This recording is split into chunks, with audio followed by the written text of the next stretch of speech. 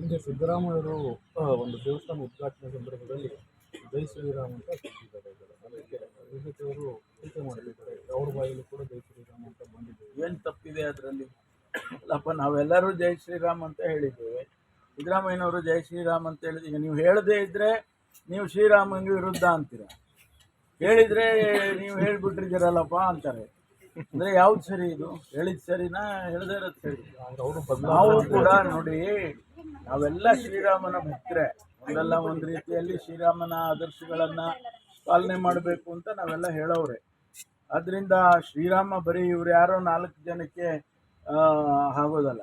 ನಮಗೆ ಯಾರು ಬೇಕಪ್ಪ ಅಂದ್ರೆ ದಶರಥ ರಾಮ ಬೇಕು, ನಮಗೆ ಮೋದಿ ರಾಮ ಬೇಕಾಗಿಲ್ಲ.